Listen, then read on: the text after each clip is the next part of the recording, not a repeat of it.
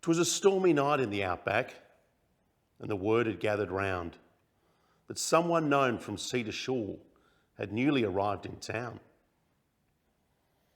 Gathered in the town's quaint pub, the front door blew open wide, and there stood in the doorway was the proof that he'd arrived. He strode to the bar, his eyes agleam, and to the bartender he said, "An orange juice, please, my friend." He smiled and winked. "A beer might go to my head." He said, "I'm Jono, the pub whisperer," and his name was known to them all. For they'd seen him on the TV and internet, but in real life, he wasn't quite as tall. He stood at the bar and looked around at the people staring back. "G'day, folks," he said politely. "I've just been on that bumpy track. I nearly got bogged on that muddy road, but now the storm has passed. Was hoping someone here could cheer me up." He paused, but they were all aghast. Strangers weren't always so open. A tough exterior was usually the norm, but Jono didn't really care. A smile meant he was in good form. The townfolk all just looked at him until Pete the butcher spoke up. "Hey mate, why are you so happy?" he quizzed. "Did you and your missus just break up?" A hearty laugh erupted throughout as Jono paused meekly, then looked into Pete's eyes and said, "Well, aren't you just bloody cheeky?"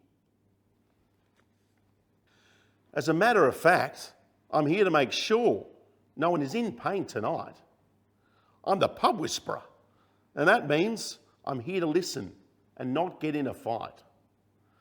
Everyone makes mistakes, it's true, and everyone has a story to tell. I'm here to provide a confidential ear to help anyone going through hell." The crowd sat still. No one moved.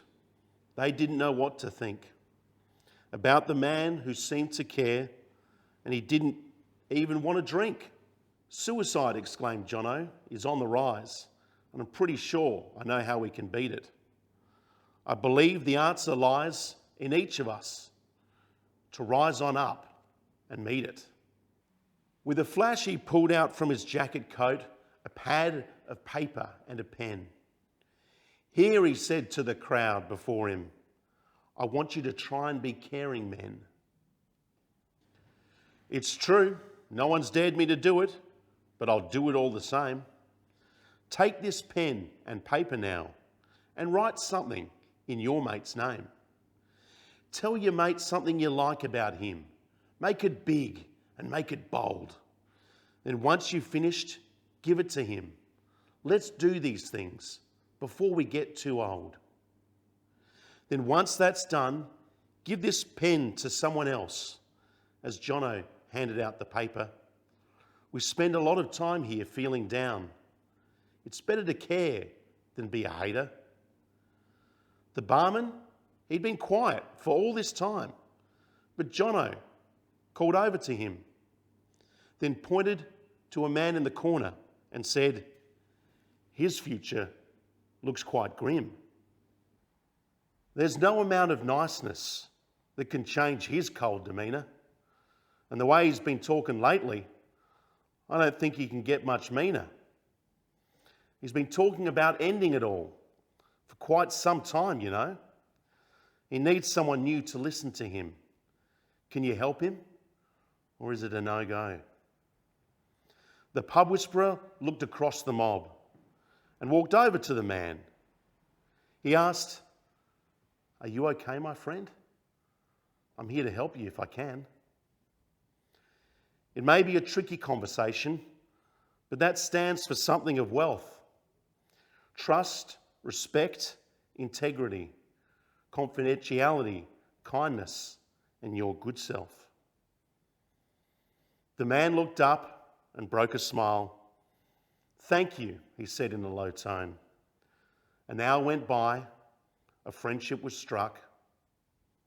Now it was time to get on the phone. There was a special number available that people could call when doing it tough, to make them feel better and a sign of hope and keep them from feeling rough. The number was dialed and old mate got to safety, no chance of going tonight. And as the pub whisperer turned to leave the pub, the bartender said, "You're all right."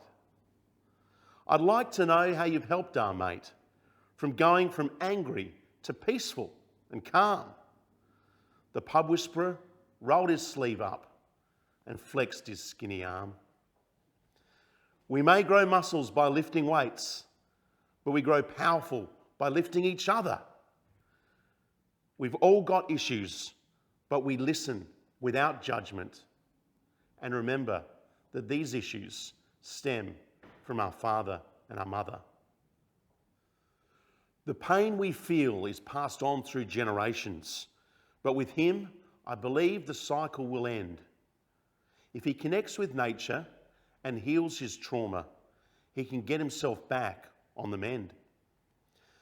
If you want to learn how I do what I do, I'm happy to train you, my friend. But remember to keep things confidential.